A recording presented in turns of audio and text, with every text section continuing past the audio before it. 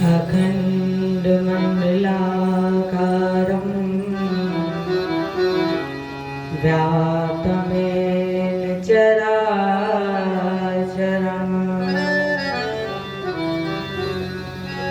तत्परं दर्शितं मे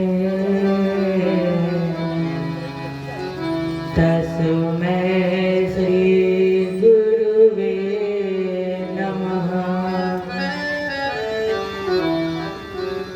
कृष्णाय वासुदेवाय हरये परमात्मने प्रणतक्लेशनाशाय गोविन्दाय नमो नमः।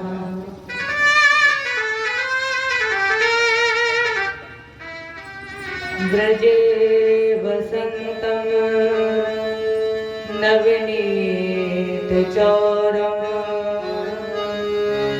गोपाङ्गनानां चदकोलचौरम्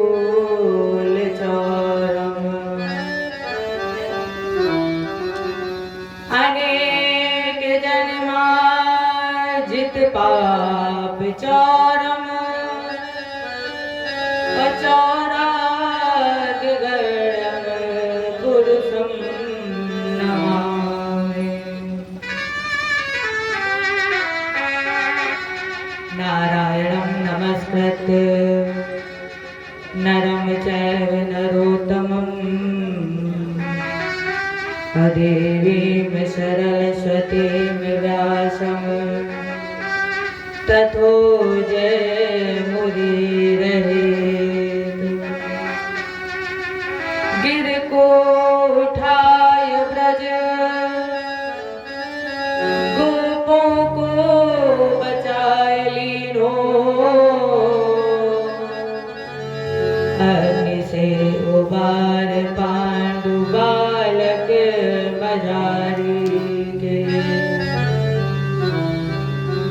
राखो गज घंटा तले बालक विहंगम को राखो व्रत नेम धर्म पांडव किनारी को। गज की अरज सुन ग्राह से छुड़ायो शीघ्र भारत मेरा क्यों प्रण विश्व ब्रह्मचारी को। तीन विधि तापहारी संत है सुखकारी जो अमोह तो भरोसो वाहि श्यामले बिहारी को। हे भारत के सारथी लाखों बार प्रणाम। आकर डोर संहारी मन की छुट्टी लगा।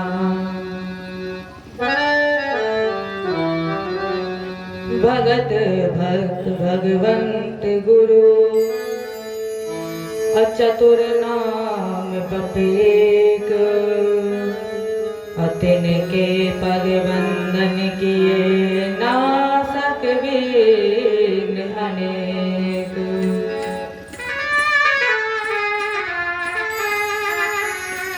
करहु प्रणाम करम मन वाणी अकरहु कृपा सेवक सुत जानि। अतुलित बलधाम सरसैलावदेहं धनुजवन प्रशानं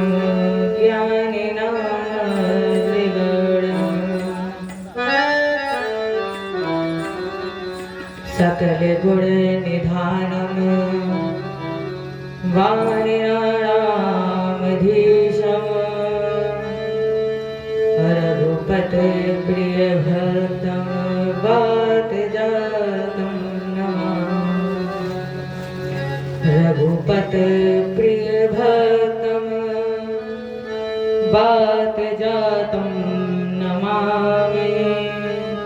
रघुपत प्रिय भक्तम बात जातम नमामि। जय बोले गुरुदेव भगवान की जय, कृष्ण भगवान की जय, रामचंद्र की जय, उमापति महादेव की जय, आदि शक्ति दुर्गे मैया की जय, भागवत भगवान की जय, बजरंग बली की जय, जय श्री राम, जय जय श्री राम, जय श्री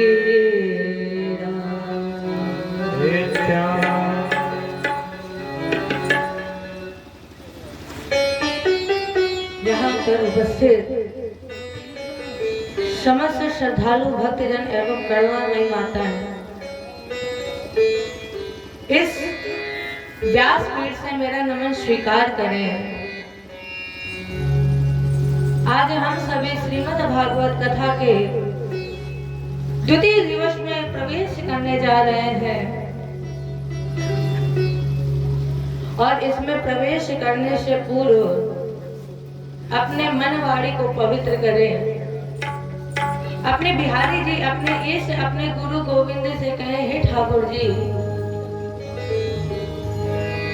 आप हमारे हैं नहीं है ये तो मुझे नहीं पता, लेकिन ठाकुर जी इतना मुझे भरोसा जरूर है कि हम आपके हैं और जब हम आपके होंगे तो वो भी आपका जरूर होगा।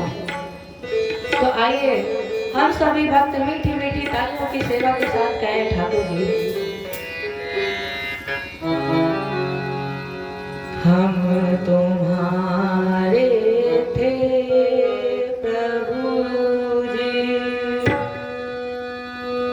हम तुम्हारे हैं, हम तुम्हारे ही रहेंगे ओ मेरे प्रियतम।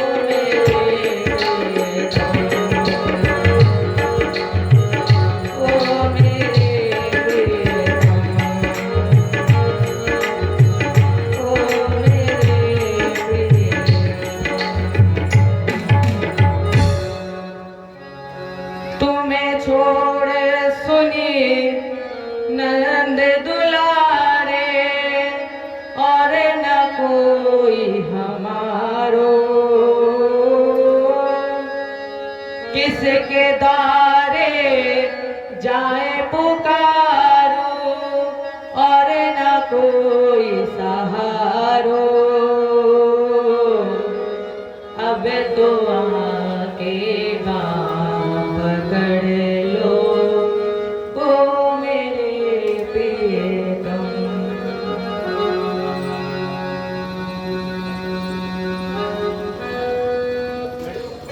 भागवत जी की कथा ये समस्त बीमारियों की औषधि है। अब प्रश्न ये था कि कलयुग में ना धर्म है, ना ज्ञान है, ना विवेक है,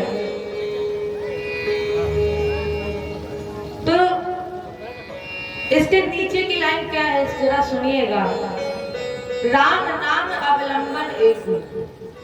तो भागवत जी की कथा ऐसी है जो समस्त बीमारियों की औषधि है, जिसकी छत्र छाया में जाने से सारे दुख, सारे संकट, सारे भय समाप्त होते हैं। सर्व सिद्धांत, सारे सिद्धांतों का निचोड़। तो राजन, अब हम तुम्हारे सामने भागवत जी की कथा, वो ज्ञान, वो भक्ति, वो ज्योति जलाने जा रहे हैं जिससे सारे दुख समाप्त होते हैं। एक दिन नारद जी भ्रमण कर रहे थे। नारद जी ने अन्यान्य तीर्थों का दर्शन किया और तीर्थों का दर्शन करने के बाद जैसे ही नारद जी वृंदावन में पहुंचे हैं, तो नारद जी ने एक विचित्र दृश्य देखा। एक युवक दो वृद्ध बच्चों को लिए बैठी हुई थी। नारद जी जाना चाहते थे लेकिन वहीं पर रुक गए, क्योंकि उस महिला को सभी महिलाओं ने घेरा हुआ था। अब नारद जी ने सोचा अगर हम गए, क्योंकि वहां कोई पुरुष नहीं था, जाना चाहते थे लेकिन जा नहीं पाए, तो लौटकर जैसे ही चलने लगे तो उस देवी ने देखा, आवाज लगाई, बाबा। अब बाबा तो वैसे भी जानना चाहते थे, पूछना चाहते थे, देवी तुम कौन हो और इस अवस्था में क्यों पड़ी हुई हो। जैसे ही आवाज लगाई बाबा नारद जी गए और पूछा, देवी तुम इस अवस्था में, देवी तुम्हारे दुख का कारण क्या है मुझे बताइए, और तुम्हारे दुख का कारण जब तुम मुझे बताओगे तो सारे दुख तुम्हारे समाप्त हो जाएंगे। तो उस देवी ने अपना परिचय दिया और कहा, गुर्जरे जीर्णताम गता। बाबा मैं वृंदा माने तुलसी, और तुलसी भक्ति का प्रतीक है। जब वृंदावन में कदम मैंने रखा, मैं भक्ति हूँ, और ये जो दोनों व्रत पुत्र देख रहे हैं ना, ये ज्ञान और वैराग्य है। मेरा जन्म गरुड़ देश में हुआ, बड़ी कर्नाटक में हुई। वृंदावनम पुनम प्राप्ते नवीने स्वरूपणे। जैसे ही मैंने वृंदावन में कदम रखा, मैं तो युवा हो गई, लेकिन ये दोनों वृद्ध अवस्था में अभी भी पड़े हुए हैं। तो नारद जी ने कहा, देवी तुम दुख क्यों कर रही हो, तुम चिंता में क्यों हो? जैसा जैसा हम तुम्हें बताते जा रहे हैं देवी, तुम वैसा वैसा करती जाना। इसलिए देवी चिंता मत करो। नारद जी ने कहा, देवी श्री कृष्ण चरणाम भोजम स्मरम दुखम गमिष्यति। श्री कृष्ण चरणाम भोजम, भगवान कृष्ण के चरण कमलों का स्पर्श करो, स्मरण करो। और नारद जी ने इसके बाद ज्ञान और वैराग्य को जगाने के लिए कान में आवाज लगाई, ज्ञान जागो और वैराग्य जागो। ज्ञान और वैराग्य ने एक बार नेत्र खोल करके देखे और फिर उसी व्रत अवस्था में पहुंच गए। माने नारद जी की वीणा में, तारों में जितने भी तर्कस थे, सब नारद जी ने उपयोग कर लिए, लेकिन ज्ञान और वैराग्य को चैतन्यता नहीं मिली। अब नारद जी सोच रहे थे कि इनको चैतन्यता कैसे मिले। तब तक एक आकाशवाणी हुई, और उस आकाशवाणी जब हुई तो कहा, आप सत्कर्म करो। अब नारद जी सत्कर्म की तलाश में विशालपुर की ओर जा रहे हैं, क्योंकि ज्ञान और वैराग्य को चैतन्यता प्रदान करनी थी। अब जैसे ही नारद जी सत्कर्म की तलाश में पहुंचे, यहीं पर ब्रह्मा जी के पुत्र शरद कुमार जी का प्राकट हुआ, और शरद कुमार जी ने कहा, बाबा इदं भागवतम नाम पुराणं ब्रह्म संहितम भक्ति ज्ञान विरागाणाम स्थापना प्रकाशितम।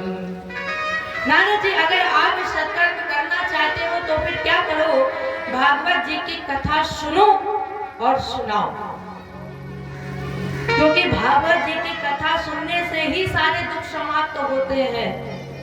तो एक ही उपाय है कि आप नारद जी की कथा, बाबा भागवत जी की कथा सुनो और सुनाओ।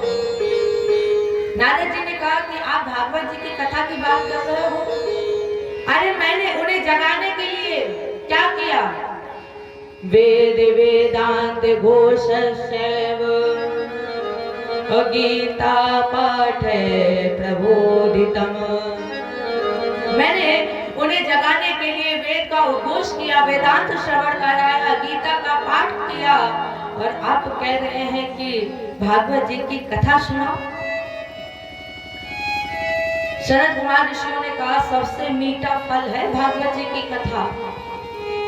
ये कथा सबको आसानी से नहीं मिलती है, जिन्हें सुनने का अभ्यास होता है उसी को ही ये सौभाग्य मिलता है कि वो भागवत जी की कथा सुने। राम कथा के तेरी अधिकारी, राम कथा के तेरी अधिकारी।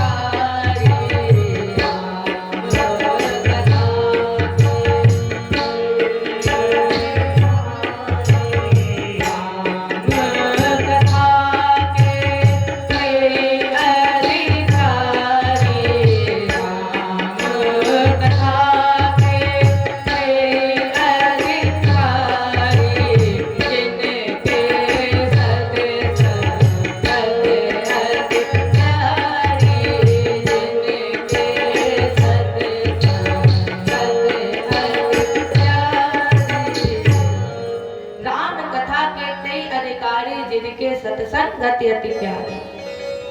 भागवत जी की कथा वही सुनते हैं जिन्हें सुनने का अभ्यास होता है। इसलिए इदम भागवतम नाम, भागवत जी की कथा सुनो। ये भागवत नाम का ग्रंथ स्वयं भगवान की वांग्मय मूर्ति, प्रतिमूर्ति उनकी मूर्ति है। उसका उद्भव, उद्गम, विकास भक्ति ज्ञान विरागाणाम, उसका उद्भव भी भक्ति ज्ञान वैराग्य को चैतन्य करने के लिए ही किया गया है। इसलिए आप भागवत जी की कथा सुनो। प्रणाम स्वरूप गंगा द्वार समीपे तो तटमानंद नामकम, गंगा जी के किनारे आनंद नाम का तट है। और राजन आपको पता है कि आनंद नाम का तट कहां पर है? हरिद्वार में। कहां पर? हरिद्वार में। लेकिन विद्वानों ने हरिद्वार नहीं लिखा। क्यों? क्या लिखा? गंगा द्वार। हरिद्वार क्यों नहीं लिखा? वेद व्यास जी ने कहा कि सोचा दो संप्रदाय विशेष है, एक शैव और वैष्णव। शैव कह दे तो हरिद्वार, हरि माने विष्णु और हर माने शंकर। इसलिए कहीं आपस में विवाद ना हो जाए तो वेद व्यास जी ने क्या लिखा? गंगा द्वार। और वहां आनंद नाम का तट है। इस आनंद नाम के तट पर सनकादिक ऋषि शरद कुमार जी वक्ता बने और देवर्षि नारद जी श्रोता बने। कथा का आयोजन प्रारंभ हुआ। साप्ताहिक अनुष्ठान। देखो 7 अंक का बड़ा विशेष महत्व है। 7 अंक का। 7 दिवस के बीच में होगा मरघट वास। इस जीवन में 7 ही दिन है। कितने दिन है? 7। 8वां कोई दिन बना ही नहीं है। तो जब कथा का अनुष्ठान हुआ तो पहली बात अब ये उठी कि कथा के श्रोता कैसे आए, कौन से श्रोता आए। क्योंकि पहले जब कथा होती थी तो अचानक होती थी, और अब जब कथा होती है तो महीनों पहले से ही पर्चे छपने शुरू हो जाते हैं। आधे लोग तो ये कहते हैं महाराज जी कथा कब हो गई हमें पता ही नहीं चला। तो वो तब के श्रोता कैसे थे? हमारे जैसी कामी विषयी लोभी कपट नहीं थे। कौन से श्रोता थे? भृगुड़ वशिष्ठ चबनस गौतमो अमेवा तिथिर देवल देव रातो रामस कथा गातुश्रुतस शाकलो अम्रकंड पुत्रो त्रिज पिदला। कैसे श्रोता थे? हमारे जैसे कामी विषयी लोभी कपट नहीं। कैसे थे? भृगुड़ वशिष्ठ देव नारद चवन गौतम देवराज इंद्र माने सर्वश्रेष्ठ संत। क्योंकि ये कथा साधारण कथा नहीं है। लोग सालों सालों से तपस्या करते हैं फिर भी उन्हें सौभाग्य नहीं मिलता है कि वो कथा सुन सके। इसलिए इस कथा को सुनने के लिए बड़े बड़े संत आए, संत उपस्थित हुए। और जैसे ही कथा का धीरे धीरे साप्ताहिक अनुष्ठान दूसरा दिन, जिनके लिए कथा का आयोजन किया गया, जिनके कल्याण के लिए कथा हो रही थी, वो मुख्य श्रोता आपको पता है कहाँ है? अभी आपको थोड़ी देर पहले बताया था, वृंदावनम। वो श्रोता कहाँ है? वृंदावन में यमुना जी के किनारे। और कथा कहाँ हो रही है? हरिद्वार में गंगा जी के किनारे। अब प्रश्न ये उठता है कि कथा सुन कैसे रहे हैं? वही नियम यहाँ पर लागू हो रहा है। सावय मना कृष्ण पदार विंदयो। ये शरीर कहीं भी रहे लेकिन हमारा मन भागवत जी की कथा में, भागवत जी की चरणों में लगा रहना चाहिए। शरीर कहीं भी रहे। तो अब कथा हो रही है हरिद्वार में गंगा जी के किनारे। भक्ति ज्ञान वैराग्य बैठे हुए हैं यमुना जी के किनारे। जैसे ही 7वें दिन कथा का विश्राम हुआ, राजन उस समय एक आश्चर्य हो गया। कैसा आश्चर्य? बनमाली घनश्यामा अपीतवासा मनोहरा कांची कलाप रुचिरूलल सन मुकुट कुंडला। जैसे ही 7वें दिन कथा का विश्राम हुआ, राजन एक आश्चर्य हो गया। महात्माओं, एक तेज पुण्य प्रकट हुआ। कोटि शूर समप्रभ, ऐसा तेज था जैसे लग रहा था कि उस तेज के मध्य में करोड़ों सूर्य, बड़ी विचित्र स्थिति थी। और करोड़ों सूर्य के बीच में मध्य में चंद्रमा प्रकट हो गया। वर्ण नेत्र की तरह श्याम, इनकी लंबी वैजयंती माल थी। भगवान जी के गले के जो निचला हुआ सिरा था वो भगवान के पैर के अंगूठों को छू रहा था। पीतवासा मनोहरा, जिसके कंधे पर पीतांबर लहरा रहा था। कानों में कुंडल बिजली की तरह चमक रहे थे। और शायद आपने कभी पढ़ा होगा हमारे ठाकुर जी का स्वरूप जो है वो कैसा है। हाँ, सभी जानते हैं हमारे ठाकुर जी का स्वरूप जो है, नव कंज लोचन कंज मुख कर कंज पद कंजारुणम। हमारे ठाकुर जी के शरीर का एक एक अंग कमल के पंखुड़ी से भी ज्यादा नाजुक है। जरा राजन सोचिए, कमल की पंखुड़ी को जब हम छू लेते हैं तो वो पंखुड़ी तुरंत गिरकर नीचे गिर जाती है छूते ही। अब जरा राजन सोचिए, लिखा गया है कमल की पंखुड़ी से भी ज्यादा नाजुक, तो कितने नाजुक होंगे। जब कमल की पंखुड़ी को छू लो गिर जाती है, उससे भी ज्यादा नाजुक। इसीलिए शायद कुंती ने कहा है नमः पंकज नेत्राय। पंकज माने कमल, जिनकी आंखें कमल के समान है। एक एक अंग वहीं पर चतुर्भुजी रूप में प्रकट हुआ। और जैसे ही उस भागवत पंडाल में हमारे ठाकुर जी चतुर्भुजी रूप में प्रकटे तो भक्ति ज्ञान वैराग्य को चैतन्यता आ गई। और जब भक्ति ज्ञान वैराग्य को चैतन्यता मिली तो भक्ति ज्ञान वैराग्य उसी पंडाल में नृत्य करने लगे और कह रहे हैं ठाकुर जी, जीवन का मैंने सौंप दिया। जो हमारे ठाकुर जी को आज सारा भार सौंपना चाहते हैं, मीठी मीठी तालियों की सेवा के साथ कहिएगा, जीवन का मैंने सौंप दिया, सब भार तुम्हारे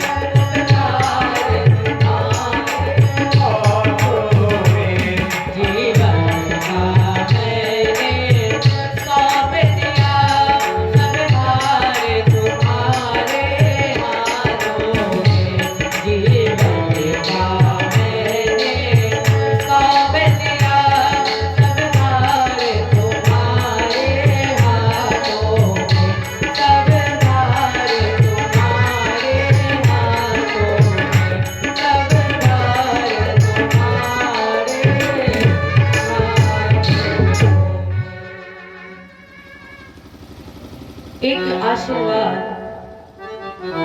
भागवत के एक एक श्लोक में तुम्हारा निवास हो जाए।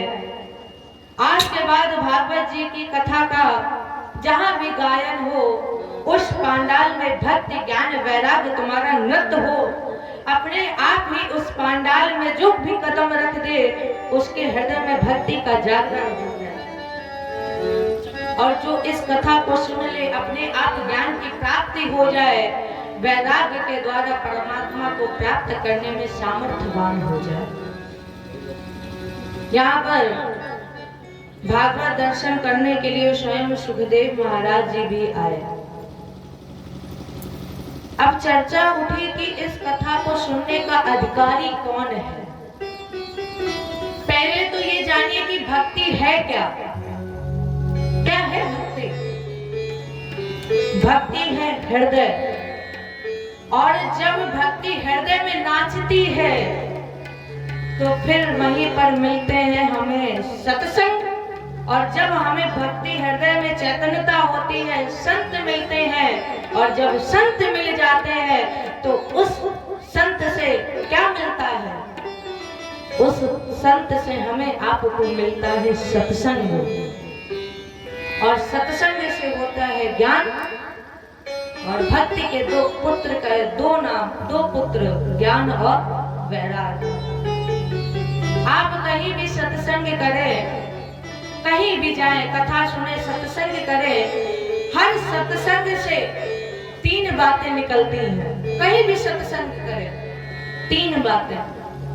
कौन सी? पहली बात, आया है सो जाएगा, राजा रंग फकीर, कोई हानि चढ़ चला, कोई बांधा गया जंजीर।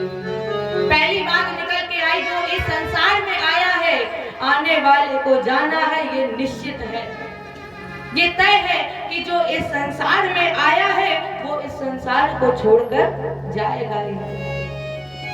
दूसरी बात, मुट्ठी बांधकर आए हो प्यारे जगत के बीच, ना लादे लिए आए हो और ना लादे लिए जाओगे।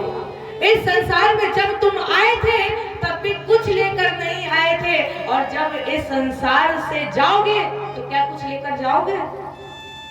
कुछ लेकर नहीं जाओगे। तीसरी बात, इस संसार में जो कुछ भी तुम कमा रहे हो, ध्यान रखना कभी वो अपने ऊपर खर्च हो ही नहीं पाएगा। कभी अपने ऊपर खर्च नहीं कर पाओगे। हमेशा जो भी तुम कमाओगे, दूसरा तैयार बैठा है कि कब तुम ऊपर जाओ और हम उस पर कब्जा करें। जो भी कमाया तूने दूसरा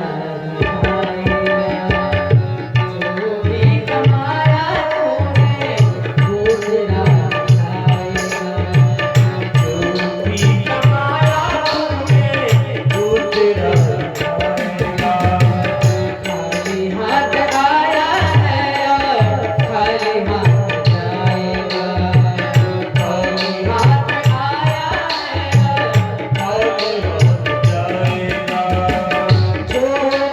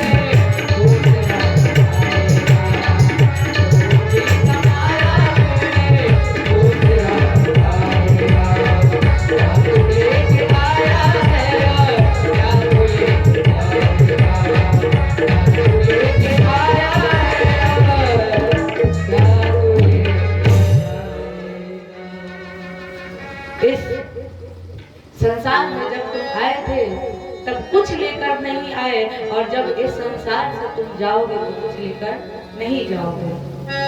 ये 3 बातें निकल के आई।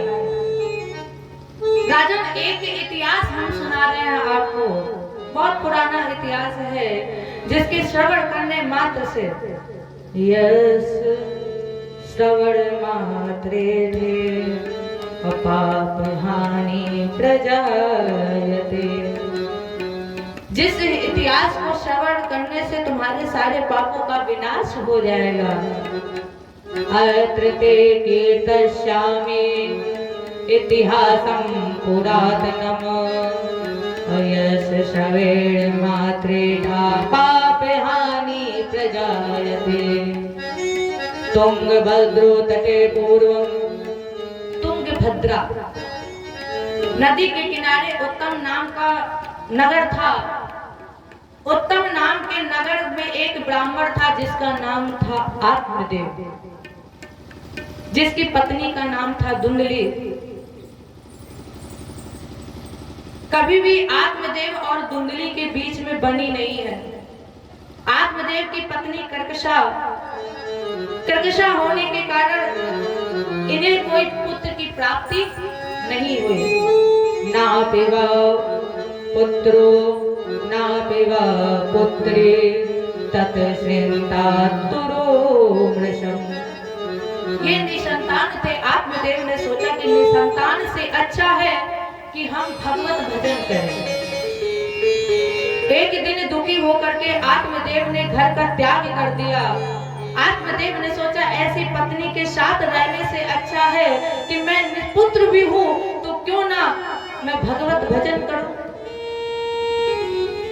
दोपहर हो गई, आत्मदेव जी को प्यास लगी। एक सरोवर के किनारे पहुंचे, अंजलि में जल लिया, तर्पण करने जा रहे थे, होठों से लगाया और जैसे ही होठों से लगाया आत्मदेव के मन में एक विचार हो गया, काश मेरे पुत्र होता तो मुझे घर को छोड़कर जाना नहीं पड़ता।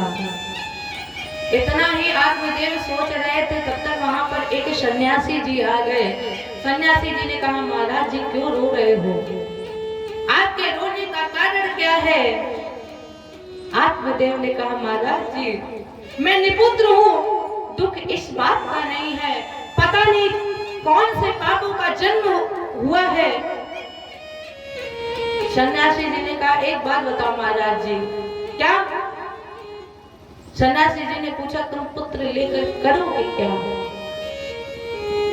आत्मदेव ने कहा, महाराज जी मेरे पुत्र होगा तो वो मेरा नाम बढ़ाएगा, मेरा नाम रोशन करेगा। अब राजन, आप लोगों से मेरा एक प्रश्न है, बताइएगा, क्या आत्मदेव महात्मा गांधी का नाम उनके पुत्रों ने बढ़ाया? महात्मा गांधी का जो नाम अमर हुआ है, क्या उनके पुत्रों ने बढ़ाया? भगत सिंह का नाम खुद ही तो बढ़ाए हैं। कोई किसी का नाम बढ़ाता नहीं है, हमेशा नाम कटाने में लगे रहते हैं सब। कब तुम्हें बुढ़ापा है, जल्दी से सारे घर की जिम्मेदारी हमारे ऊपर आ जाए। कोई किसी का नाम बढ़ाता नहीं है। तो आत्मदेव ने सोचा कि मेरे पुत्र होगा। तो महाराज जी ने पूछा, तुम पुत्र लेकर करोगे क्या? अच्छा, आजकल क्या होता है, जब पुत्र होता है, घर में नाती होता है, तो बाबा बड़े प्रसन्न होते हैं, हाँ मेरे नाती हो गया है। बच्चा चाहे जितनी दाढ़ी उमेठे, बाबा से कहेगा बाबा घोड़ा बनो, तो बाबा घोड़ा भी बनते हैं। और घोड़े के ऊपर जब बैठ जाते हैं तो कहते चलो अब घोड़े की तरह। और जब बाबा घोड़े बनकर चलते हैं तो कितना लाड़ लड़ाते हैं और कहते हैं क्या, तुझे सूरज कहूं या चंदा, तुझे दीप कहूं या तारा, मेरा नाम करेगा रोशन, जग में मेरा राज तुम्हारा। कोई किसी का नाम बढ़ाता नहीं है, सब कटवाने में लगे रहते हैं। इसलिए आत्मदेव ने कहा कि तुम सन्यासी हो, तुम्हें क्या पता कि पुत्र मोह होता क्या है। उस सन्यासी ने कहा देखो एक बात समझ लो, क्या सप्त जन्मावधि पुत्रो नय विचार। महाराज एक जन्म की तो बात छोड़ो, तुम्हारे 7 जन्मों तक कोई भी संतान नहीं होगी। आत्मदेव ने हाथ जोड़कर कहा महाराज जी आप तो सन्यासी है, कोई ना कोई ऐसा उपाय बताइए जिससे मेरे यहाँ भी पुत्र हो जाए। तब महाराज सन्यासी जी ने एक फल दिया और फल देकर के कहा जा करके अपनी पत्नी को खिला देना। आत्मदेव फल लेकर के गए, पत्नी को दिया। कर्क साथी इसने सोचा अगर मैंने फल ग्रहण कर लिया तो 9 महीने मुझे पीड़ा दर्द सहना पड़ेगा और कहीं आग लग गई तो फिर मैं तो भाग ही नहीं सकती। इससे अच्छा है कि मैं फल ये ग्रहण ना करूं। तब तक एक सहेली जी आई, धुंधली ने सारी वार्ता बताई तो वो फल धुंधली ने उस बहन जी को दे दिया और वो फल ले जाकर के गाय को खिला दिया और जो उस बहन जी से पुत्र हुआ वो ले जाकर के धुंधली को दे दिया। जय बोले कृष्ण भगवान की जय, बोले रामचंद्र भगवान की जय। आइए एक बार राधा रानी का नाम गाते हैं और राधा रानी से कहते हैं क्या, मुझे और जगत से क्या लेना क्या लेना, क्यों राधा रानी के चरण प्यारे प्यारे, राधा रानी के चरण प्यारे प्यारे, राधा रानी के चरण प्यारे प्यारे,